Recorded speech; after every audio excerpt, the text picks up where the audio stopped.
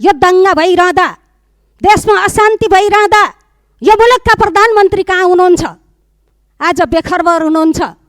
म भन्न चाहन्छु, प्रधानमन्त्रीको पद सिंह दरबारमा सजाउनको निम्ति बनाइएको होइन। सभामुख महोदय, काठमाडौँमा गोली चल्दा, काठमाडौँमा मान्छे मर्दा तत्कालीन प्रधानमन्त्री र गृहमन्त्रीले जवाफदेही लिनुपर्छ भन्दै थुनामा बस्नुपर्छ भने, राजीनामा दिनुपर्छ भने, आज सुनसरीमा गोली चल्दा र सुनसरीमा मान्छे मर्दा वर्तमान प्रधानमन्त्री र गृहमन्त्रीले राजीनामा दिन पर्छ।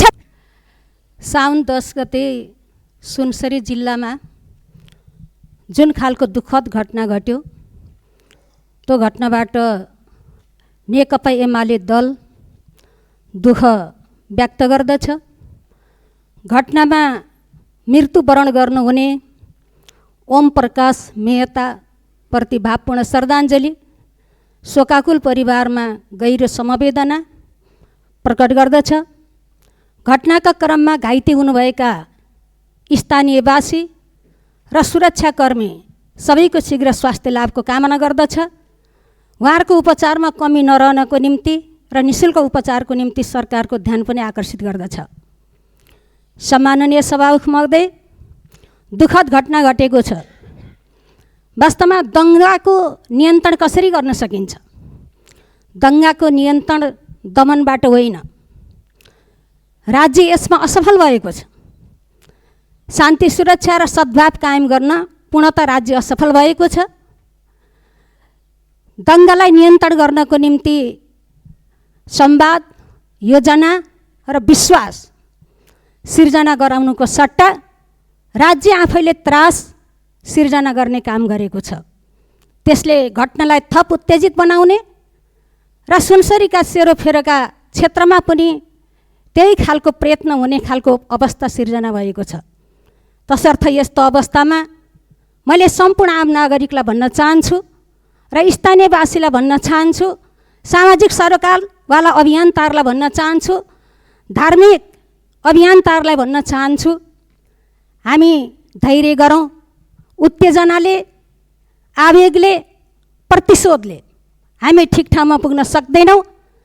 त्यसको प्रतिफल नोक्सानदायी हुनेछ। त्यसैले यो बेला सबैले संयमता अपनाई शान्ति कायम गर्ने, सद्भाव कायम गर्ने अभियानमा हामी सबै जुट्नको निम्ति म सबै पक्षलाई हार्दिक आग्रह गर्न चाहन्छु। सम्माननीय सभामुख महोदय, मैले यसो भन्दै गर्दा वास्तवमा हामी कुनै आग्रह पूर्वाग्रह राख्दैनौँ। कुनै आग्रह पूर्वाग्रहमा प्रेरित भएर हामी कुरा गर्न पनि गइरहेका छैनौँ। यस्ता दुःखद घटनाबाट हामीलाई दुःख लागिरहेको छ, दुःख प्रकट गरिरहेका छौँ र सबैलाई आह्वान गरिरहेका छौँ। तर पनि घटनाले एउटा स्मरण गराउँछ, विगतका घटनाले एउटा स्मरण गराइरहेको छ र मलाई सोध्न मन लागिरहेको छ। काठमाडौँमा गोली चल्दा, काठमाडौँमा मान्छे मर्दा तत्कालीन प्रधानमन्त्री र गृहमन्त्रीले जवाफदेही लिनुपर्छ भन्दै थुनामा बस्नुपर्छ भने, राजीनामा दिनुपर्छ भने, आज सुनसरीमा गोली चल्दा र सुनसरीमा मान्छे मर्दा वर्तमान प्रधानमन्त्री र गृहमन्त्रीले राजीनामा दिन पर्छ कि पर्दैन? थुना बस्नुपर्छ कि पर्दैन? आज अरूलाई फौजदारी अभियोगको दायित्व थुपार्नेहरू आज यो घटनाको नैतिक जिम्मेवार लिनको निम्ति तयार हुनुहुन्छ कि हुनुहुन्न? म यो प्रश्न गर्न चाहन्छु। यो हाम्रो प्रश्न हो, जवाफ यहाँहरूको। सम्माननीय सभामुख महोदय, मैले यसो भन्दै गर्दा मैले आग्रह गर्न चाहन्छु, हामी सबैका प्रयत्नले देशमा शान्ति कायम गर्ने हो। हामी सबैका प्रयत्नले जनतामा विश्वास जगाउने हो। जनतामा विश्वास भएन भने, देशमा शान्ति भएन भने, देशमा खतरा बढ्दै गयो भने देशको अस्तित्व नै समाप्त हुने स्थिति हुन सक्छ। तसर्थ यो विषयमा हामी सबै गम्भीर हुन जरुरी छ र हामी गम्भीर छौँ, हामी जिम्मेवार छौँ। सरकारले चाल्ने हरेक कदममा हामी साथ दिनको निम्ति पनि तयारै छौँ। मैले यसो भन्दै गर्दा आज देशमा यो दङ्गा भइरहँदा, देशमा अशान्ति भइरहँदा यो मुलुकका प्रधानमन्त्री कहाँ हुनुहुन्छ? आज बेखरबर हुनुहुन्छ। म भन्न चाहन्छु, प्रधानमन्त्रीको पद सिंह दरबारमा सजाउनको निम्ति बनाइएको होइन। सभामुख महोदय, देशमा सङ्कट पर्दा, जनतालाई दुःख पर्दा, जनताका सरोकारका विषयमा आज नेतृत्व लिन तयार हुनुपर्दछ, जनताको बिचमा देखिनु पर्दछ, जनताको संवाद गर्नुपर्दछ। म यो आग्रह गर्न चाहन्छु। त्यसैले सम्माननीय सभामुख महोदय, म फेरि दोहोऱ्याउन चाहन्छु, हामी सरकारसित हात अगाडि बढाउन तयार छौँ। मुलुकलाई सुदृढ बनाउनको निम्ति, जनताको सुरक्षाको निम्ति आज हामीले सरकारसित हातेमालो गर्दै देशमा शान्ति र सद्भाव कायम गराउने अभियानमा हामी सामेल हुन तयार छौँ। सरकारले योजना ल्याओस्, सरकार त्यो ढङ्गले प्रस्तुत होस्। विगतमा योभन्दा ठुला घटना भएका हुन्। मैले स्मरण गराउन चाहन्छु, कैलालीको टिकापुर, त्यसै गरी रौतहटको गौर, अनि बाँकेको नेपालगञ्ज, कपिलवस्तु, वीरगञ्ज, मोरङ लगायतका ठाउँहरूमा पनि बेला बखत यस्ता खालका घटना नघटेका होइनन्। तर एउटै सूत्रले सबैलाई एकै ठाउँमा उभ्यायो र हामीले ती समस्याको समाधान गर्न सक्यौँ। आज हाम्रो अगाडि पूर्व प्रधानमन्त्रीजी हुनुहुन्छ, उहाँ साँच्चै हुनुहुन्छ। हामीलाई त्यो चिज थियो, हिमाल पहाड तराई कोही छैन पराई। यही सूत्रले एकताबद्ध गरेर हरेक चुनौतीको हामीले सामना गर्न सकेका थियौँ। तसर्थ सम्माननीय सभामुख महोदय, आजका दिनमा पनि सरकारले भन्नुपर्दछ, दिदीबहिनी दाजुभाइ सबै बाँचौँ, सबैलाई बचाउँ भन्ने अभियानका साथ सबलाई आह्वान गरेर हातेमालो गर्दै सरकारले शान्ति कायम गराउनको निम्ति, समाजमा अनुशासन कायम गराउनको निम्ति, जनतालाई सुरक्षाको महसुस दिलाउनको निम्ति, निराश बन्दै गएको पङ्क्तिलाई आशा जगाउनको निम्ति सरकारले यो अभियान अगाडि बढाओस्। हामी सरकारको पछि लाउन, सरकारलाई साथ दिन काँधमा काँध मिलाउन तयार छौँ। म यो पनि राख्न चाहन्छु। सम्माननीय सभामुख महोदय, म आज अलिकति केही इस्युहरू पनि छन्, बरु अर्को समय हाम्रो काटौँला। सम्माननीय सभामुख महोदय, म आग्रह गर्न चाहन्छु, यो प्रसङ्ग यहीँ नै राखौँ।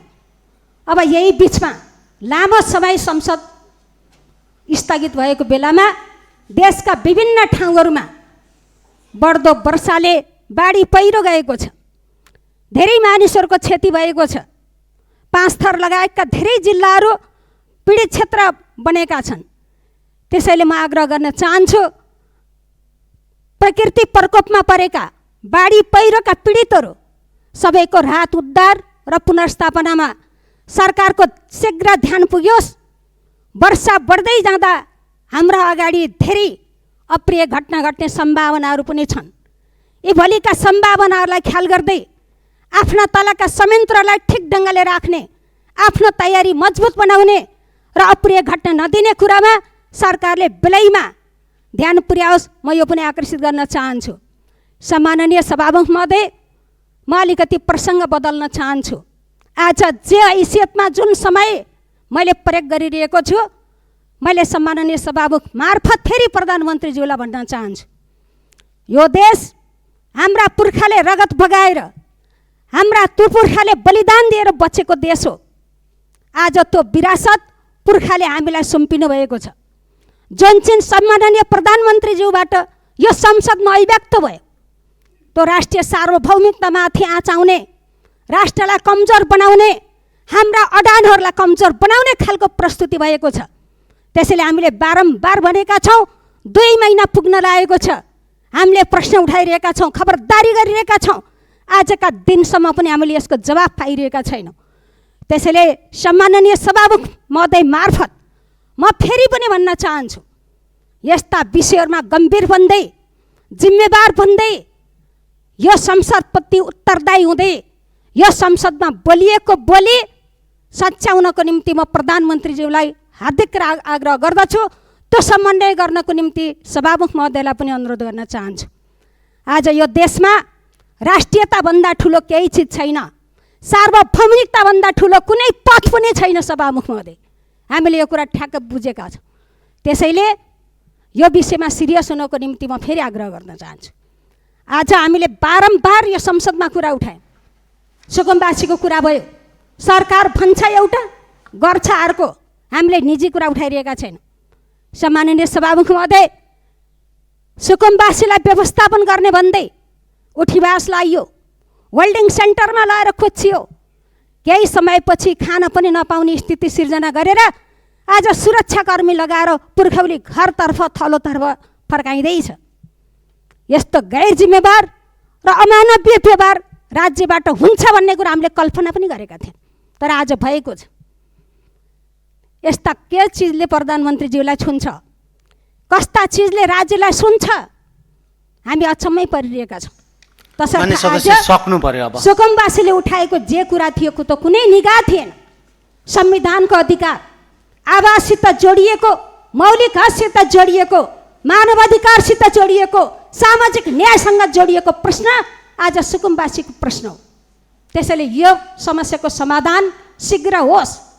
त्यसै गरी संसद बन्द हुनुभन्दा अगाडि मलको खोजीमा हाम्रा नेपाली नागरिकहरू आज 4 जना सर्लाहीका सुरेन्द्र प्रसाद सिंह, नरेन्द्र प्रसाद सिंह र दयाराम राय र शैलेन्द्र राय 4 जना नेपाली नागरिकहरू आफ्नो खेतको निम्ति रासायनिक मल खोज्न इन्डिया जाँदै गर्दा इन्डियाको सुरक्षा बलले पक्रेर कस्टडीमा हुनुहुन्छ।